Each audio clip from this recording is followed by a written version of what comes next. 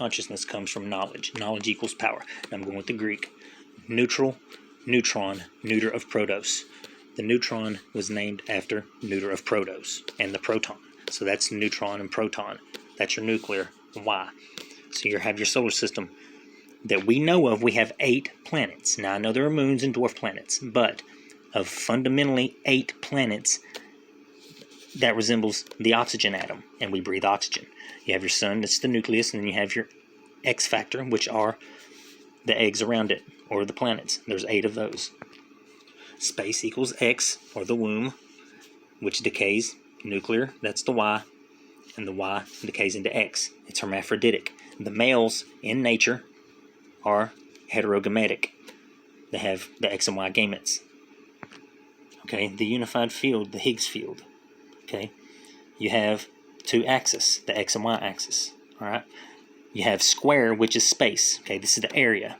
So you have 12 conceivable dimensions. This is where I think polygamy comes from, actually. It's because you have one nucleus and many wives. You see what I'm saying? I think it's just ancient fundamental, though.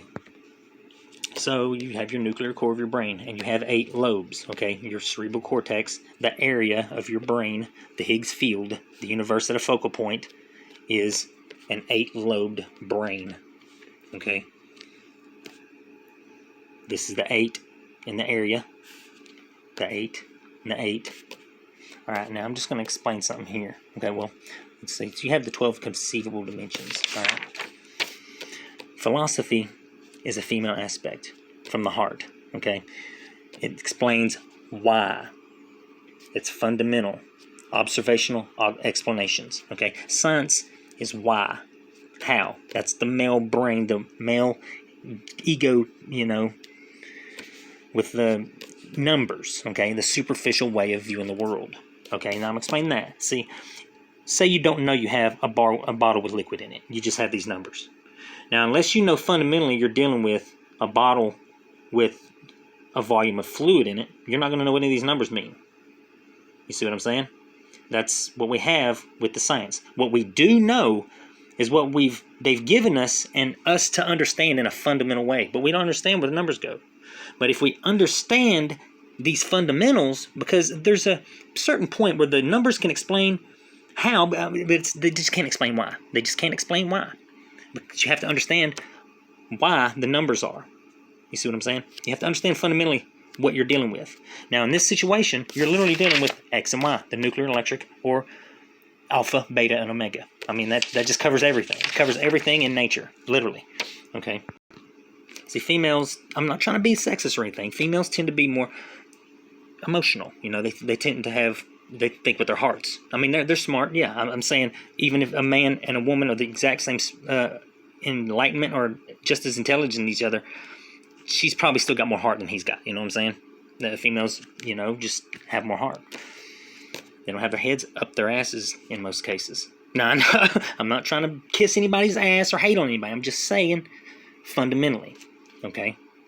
And how literally the fundamental creator of everything is space, which is female in nature anyway.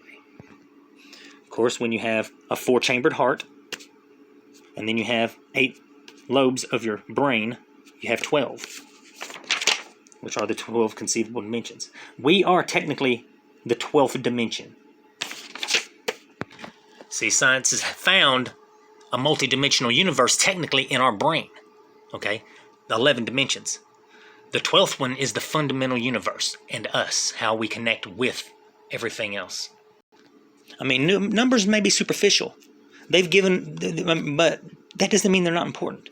They've given us cell phones, technology, you see. But you see how superficial technology is. It can give us a whole new world, but unless we're putting it in the right place and valuing it in the proper way and using the tools how they're supposed to be used, then it's not going to help us much. It's going to further perpetuate more chaos, or chaos theory. Because technically any tool, I don't care what it is, any tool misused is dangerous. Any tool. Whether it's the phone, the internet, a pencil, a hammer, a screwdriver, clay, you know, molding tools. I mean, you can hurt somebody with a tool. They're dangerous. So we're I just believe we need to get our hearts in the right places, you know? If we get our hearts in the right places and the technology, when we combine our heart and our brain, I mean, there's nothing we would not be able to achieve. If we were literally unified, that would bring us to be true God-like, you know? We would be able to accomplish going to Mars within a short distance, you know, or time, you know? We would be able to accomplish this and that. But money, numbers, gives us a superficial world. It helps us get to where we're at, but at some point, we're going to evolve past it. I'm not trying to say go into a fascist society and all this, so don't go there, you know, in an assumption. I'm just saying, evolution drives everything. Cosmic evolution drives evolution of everything in the universe. Because time, chronotheism, that's what I call it, is essentially everything that is, was, and always will be, and the beginning and the end of everything. You know, space, time, and energy, which can convert into matter. See, in the quark gluon plasma, it's very, very, very hot. When it starts cooling and going through beta decay, it starts cooling, and then the Y and X, okay? So the neutrons literally decay, and then you have protons and electrons. It spews them into space. And then Y and X, atoms, Adama, which means Earth, start to form. It's analogous to how a seahorse actually procreates. I think there's something specific with seahorses in evolution that I'm not noticing, but I'll find it. If I look deep enough, I'll find it. And ironically, hippocampus, you know, with the brain, means seahorse. So I know it's a wild theory. It might sound wild, but it all seems to fit really fundamentally. And I know there are people that want to criticize, and that's cool. You have all the right to criticize. But if you can't throw something on the table, it looks suspicious when you criticize and just have nothing else. So I'm just throwing that out there too. So my view of this is more of a positive view. It's an optimistic view. I call this God, or understanding the nature of God, you know.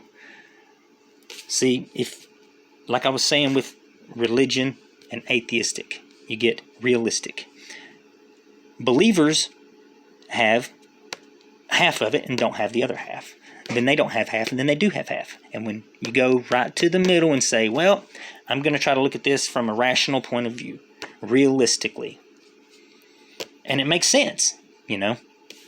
I'm not trying to side with anyone. I'm trying to help people understand something that I think has been obscured purposely to cause the problems we have now.